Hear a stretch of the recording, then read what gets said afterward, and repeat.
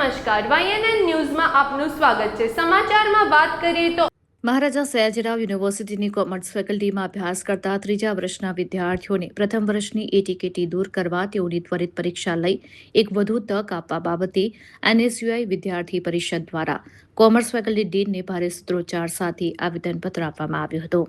MS યુનિવર્સિટીની commerce ફેકલ્ટીમાં અભ્યાસ કરતા વિદ્યાર્થીઓ હાલ પોતાનું બીજું વર્ષ પૂર્ણ કરીને ત્રીજા વર્ષમાં આવી રહ્યા છે, પરંતુ આ વિદ્યાર્થીઓમાં ઘણા વિદ્યાર્થીઓ એવા છે કે તેઓ પોતાનું પ્રથમ વર્ષ પૂર્ણ કરી શક્યા નથી, જેમાં ઘણા વિદ્યાર્થીઓનું બીજું વર્ષ પૂર્ણ હોય પણ તેઓ કોઈ એક કે બે વિષયમાં પ્રથમ વર્ષમાં એટીકેટી ધરાવે છે।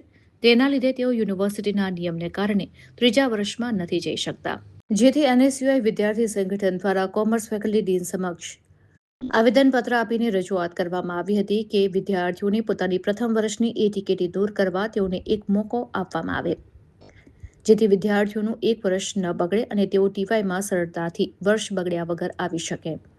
રિપોર્ટર રાહુલ રાજપૂત। આજ રોજ NSUI દ્વારા કોમર્સ ડીને આવેદનપત્ર આપવામાં આવ્યું। અમારી માંગ હતી કે જે પ્રથમ વર્ષમાં જે પણ વિદ્યાર્થીઓને એક પણ એટીકેટી હોય તેમનું બીજું વર્ષ ક્લિયર હોય પણ ટીવાયના જ્યારે એડમિશન ચાલુ થાય ત્યારે તે લોકોને એડમિશન નથી આપવામાં આવતું, કારણ કે તેમની કોઈક એક કેટી પ્રથમ વર્ષમાં રહી ગઈ હોય। આ ખૂબ એક તાનાશા જેવો નિયમ છે યુનિવર્સિટીનો।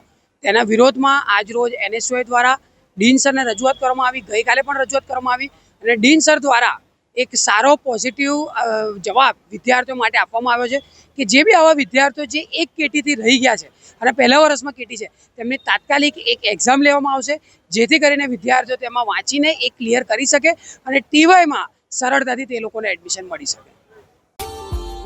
Subscribe now and press the bell icon. Never miss an update.